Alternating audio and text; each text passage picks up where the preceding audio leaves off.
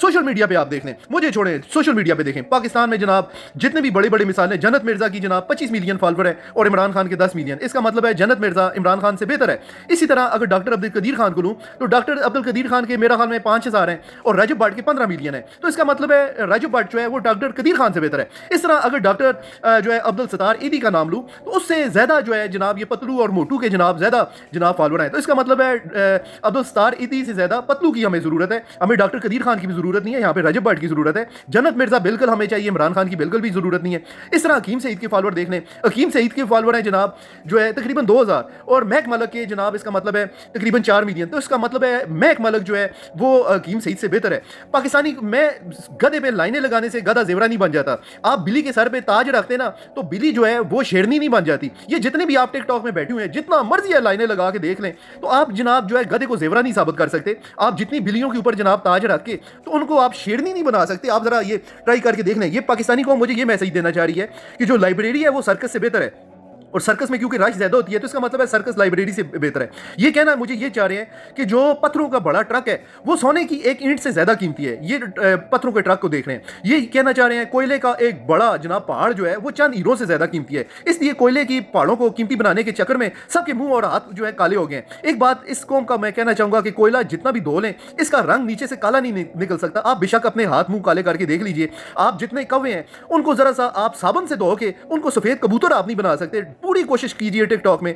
कि आप उनको जरा धोइए तो आपके जनाब जो है उसको आप सफेद कबूतर साबित नहीं कर सकते। इसी तरह कोयले को आप जितना धोगे उसका रंग नीचे से काला नहीं निकलेगा। मैं नहीं चाहता आप लोगों का जनाब मजीद मुंह काला हो और मजीद जो है, इसलिए आप जरा नंबरों के चक्कर में निकले और आप अपना किरदार को बेहतर करें। आप अपने करैक्टर को 1000 में से 999 नंबर लेने वाला जो है वो थॉमस एडिसन और बिल गेट्स नहीं बन सकता। आखिर उनके करैक्टर में, उनकी तालीम में कुछ तो मसला है। अब आता हूं जनाब दूसरे सी पर। दूसरा जो सी है वो कॉन्फिडेंस है। आप में जनाब कॉन्फिडेंस है कि नहीं है? सर अगर आप में कॉन्फिडेंस नहीं है तो सर आप तालीम याफ्ता नहीं है। अब आप चेक करें कि आप में कॉन्फिडेंस है। सर कॉन्फिडेंस का यहाँ पे ये आलम है कि जिस वक्त मुझे यहाँ पे मैसेज करते हैं तो मैं कहता हूँ आप एडमिशन का जनाब ये फॉर्म फिल करें तो यूनिवर्सिटियों का एडमिशन फॉर्म फिल करते हुए वहाँ के स्टूडेंट्स के हाथ कामने शुरू हो जाते हैं। और सबसे बड़ी बात, जिस वक्त बुराई देखते हैं, ये डिग्री कैसी डिग्री की जनाब उसको रोक नहीं सकते। ये अपने लीडरों से सवाल नहीं पूछ सकते कि जनाब आप हमें बताएं कि जनाब ये जितनी आप हमारे लिए रोजगार कैसे लाएंगे। वो बुराई देखते हैं, खामोश रहते हैं। ये कैसा स्टूडेंट है कि जनाब सही को सही और गलत को गलत नहीं बोल सकता। ये बुराई देखते हैं, ये अपनी आंखें बंद कर लेते हैं। इनमें इतना कॉन्फिडेंस नहीं है कि ये बुराई के खिलाफ खड़े हो जाएं। ये खड़े होकर जनाब उससे सवाल पूछे कि जनाब हमारा मुस्तकबिल क्या है, हमारा फ्यूचर क्या है। ये सवाल पूछने में भी इनको जनाब इतना इनमें कॉन्फिडेंस नहीं है। क्या आप में ये दूसरा सी है? तीसरा जो सी है वो है जनाब क्रिएटिव। क्या आप में तख्लीक है? कोई आपने नई चीज बनाई है?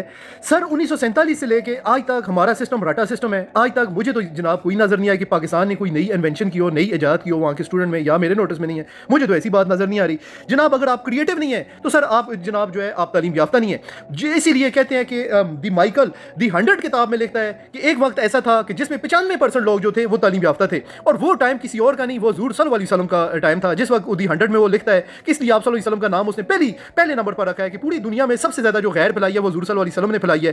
95% लोग उनके पास डिग्रियां नहीं थी लेकिन वो तालीम याफ्ता थे और वो टाइम हुजूर सल्लल्लाहु अलैहि वसल्लम का टाइम था। तो मैं आपसे ये पूछना चाहता हूं कि क्या आप जनाब आपने कोई नई चीज क्रिएट की है? अगर ये 3 सी मिसिंग है तो सर आपके पास जनाब जो भी डिग्री है, आपने बोले कि आपने जनाब ऑक्सफोर्ड यूनिवर्सिटी से आपने एमफिल किया है, वो एमफिल की डिग्री नहीं है, वो एमफिल है। आप एमफिल हुए हैं, आपके पास जो भी डिग्री है वो किसी काम की नहीं है। और लास्ट में मैं ये जरूर कहना चाहूंगा, जिस वक्त मैं कहता हूं जनाब कोई अच्छी बात है आप उसको रीपोस्ट करें, आप शेयर करें, आप फॉलो करें, मैं दावत देता हूं।